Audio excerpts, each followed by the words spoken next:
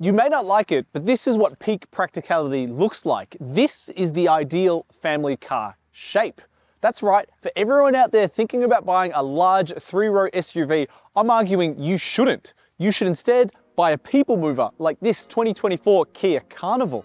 I know, minivans like the Kia Carnival have a reputation for being daggy, passé, and straight up uncool. But come with me and I'm going to show you why this is one of the best, if not the best, family car options you have available to you today.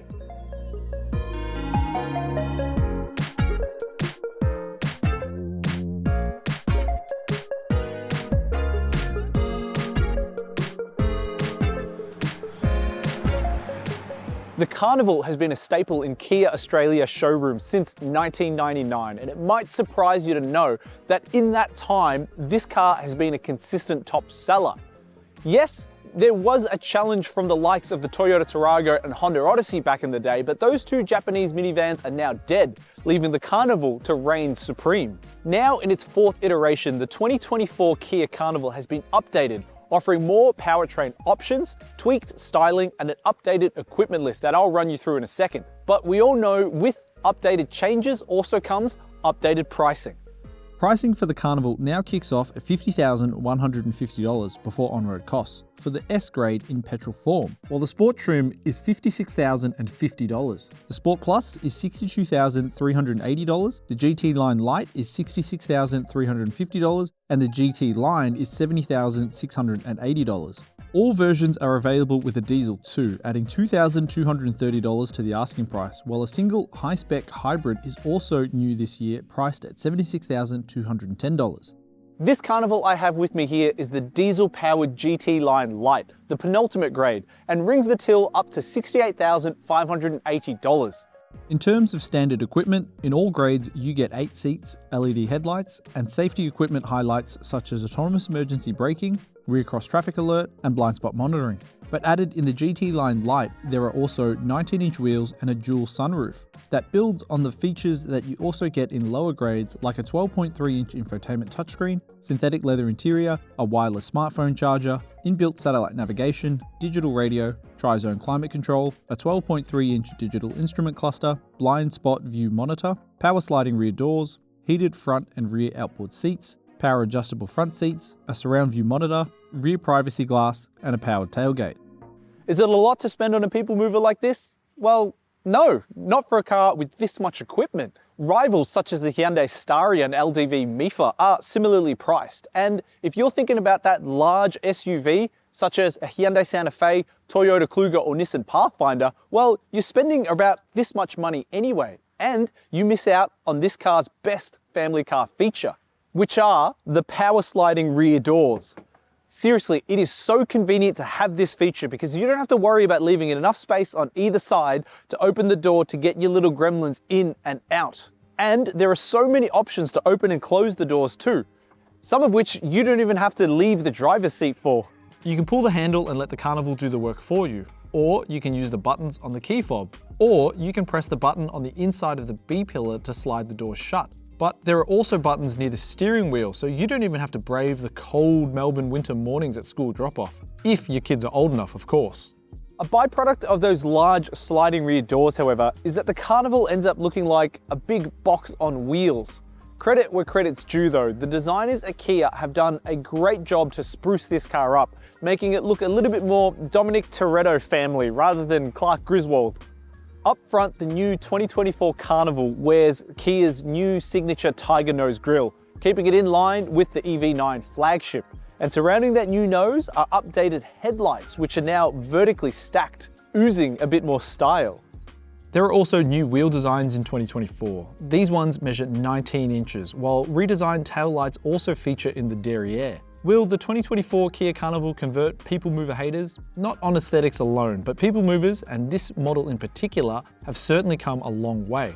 So if you've fallen in love with a Kia Carnival, you can head to the Drive marketplace to check out the dozens of listings on offer. Otherwise, its competitors are also available for you to browse. Powering this Kia Carnival is a 2.2-litre turbo diesel 4-cylinder engine, outputting 148 kilowatts and 440 newton meters, which is directed to the front wheels via an 8-speed automatic transmission. And if that doesn't sound too exciting to you, think about this. Those outputs nearly match those of one-ton dual-cab utes like the Toyota Hilux, Ford Ranger and Isuzu D-Max. And because the Carnival weighs just about as much as those models, well, performance is comparable. So you shouldn't necessarily think you can smoke this car off the line. If diesel isn't for you though, there is a petrol option available, which uses a 3.5 litre naturally aspirated V6 with 216 kilowatts and 355 Newton meters at its disposal. New in the 2024 update is the option of a hybrid too, teaming a 1.6 litre turbo petrol 4-cylinder engine with an electric motor. The petrol engine produces 132 kilowatts and 265 Newton meters, while the electric motor makes 54 kilowatts and 304 Newton meters, though Kia Australia has yet to provide a combined system output number. Opting for the V6 engine means fuel economy rises to 9.6 litres per 100 kilometres, while the hybrid sips just 5.8 litres per 100 kilometres. And the Carnival is frugal too, with this diesel-powered version returning an official combined figure of just 6.5 litres per 100 kilometres. And in my time with the car, I managed to average 7.5 litres per 100 kilometres, mainly due to the fact that my commuting is done in the inner city and I was dropping the kids off to childcare. That 7.5 litre figure actually betters the official urban fuel consumption figure of 7.8 litres per 100 kilometres. But if you want the ultimate fuel-sipping Carnival, you should go for the hybrid. Regardless of which powertrain you go for though, popping the Carnival's sizable boot reveals a cavity that can accommodate 627 litres of volume with all 3 rows in place. That makes this boot larger than popular family SUVs like the Toyota RAV4 and Mazda CX-5 and can still seat 8 passengers. However, while it sounds like a lot of space on paper, the reality is that Kia can get to this big volume number because of the deep boot floor cutout. So the storage space is more vertical than horizontal. What this means is that the usual family staple of a pram might not fit depending on how compact it folds. Otherwise, you have to position the pram on its side or standing up to make it work. And because the floor is so deep, it also makes pulling out large items like a pram difficult because you have to lift it up to clear the lip. There's a good reason for such a deep boot cavity though, because once you fold these 3rd row seats down, it fills that space, creating a completely flat floor and seating for 5. Space swells to a massive 2,827 litres, turning this minivan into, well, just a van. In fact, there's so much space in here, it's easy for me to clamber in and out of and maneuver about. And I'm 6 foot tall. And in the front seats, well, space is positively palatial in the Kia Carnival. In fact, there's so much room up here, it rivals even that afforded by full-sized American pickups, like the Ford F-150 and Chevrolet Silverado. And the fittings and finishes feel premium and upmarket too. Everything from the 2-tone interior to the soft leather on the steering wheel and T-bar shifter and the massive 12.3-inch infotainment touchscreen feels suitably nice.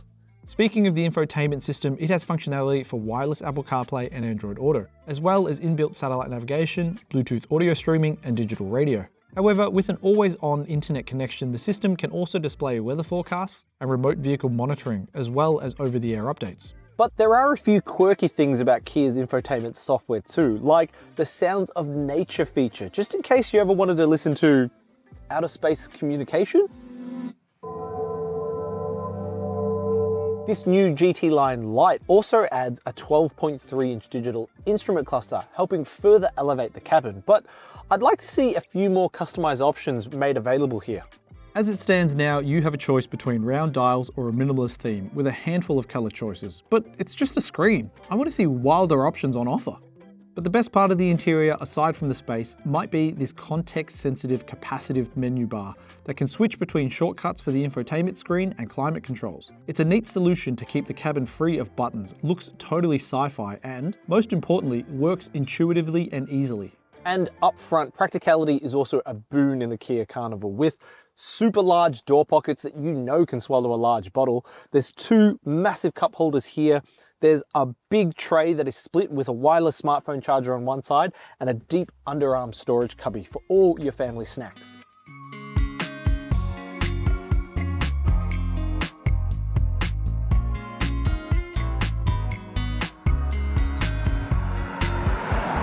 It's no secret that when Kia launched the 4th generation Carnival in 2021, it came without the usual levels of polish the brand has become known for. After all, there was that little thing called COVID that kind of threw the best laid plans out the window. But the new 2024 Carnival is here to address those issues, and a key remediation point is the suspension and steering tune. I wouldn't call last year's car uncomfortable by any stretch, but this new Carnival just feels a little bit smoother over Melbourne's bumps and road imperfections and regains its composure a fraction of a second quicker. The handling has also been sharpened up a touch, not to any sports car level mind you, but the Carnival definitely feels more confident and composed in a corner. Is it enough to upgrade if you already own a Carnival? I wouldn't say so, but there's no doubting that the 2024 Carnival is the best handling and most composed in terms of steering and ride control. And this particular Carnival backs all that up with a peppy 2.2 litre turbo diesel engine that delivers maximum torque early on in the rev band.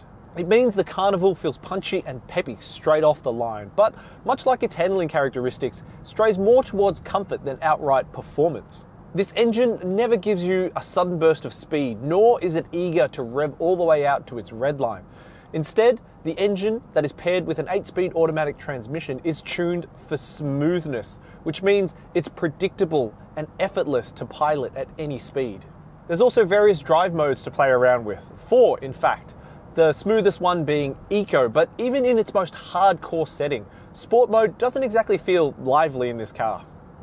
Look, I usually wouldn't be sitting back here while someone else drives me in a review like this, but given that the Carnival is an 8-seater, I thought I'd give you a bit of context on how comfortable it is in the second and third row while on the move. The best seats in the Carnival might actually be in the second row because these seats are just so plush and so comfortable, and, well, someone else has to worry about the driving. You've got options back here too because the seats, they slide forwards and backwards and also recline so you can get into the most comfortable position for you. And it's not like the equipment is sparse back here either because amenities extend to air vents in the roof, you've got a climate control panel up there as well, retractable sun blinds, there's charging ports, a 12-volt socket, access to cup holders, and the 2 outboard seats are also heated.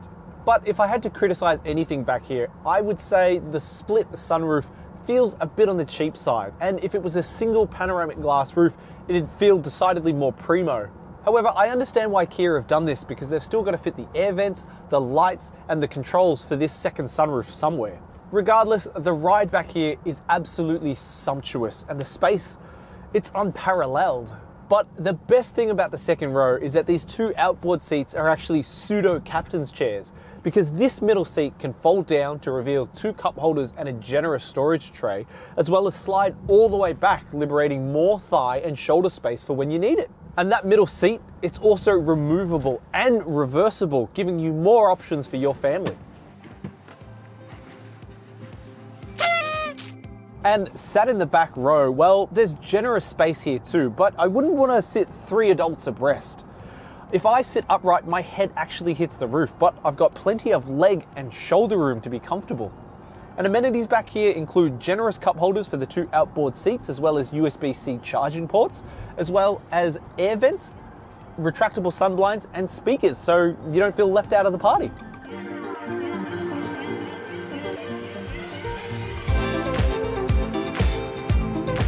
The Kia Carnival is an oxymoron as its daggy reputation is a bit of a turn-off for some, yet it offers a level of practicality that can cart around even the largest of families in comfort. Set aside that dull aura though, and this people mover will greet you with levels of space that can easily accommodate families of 5 or more.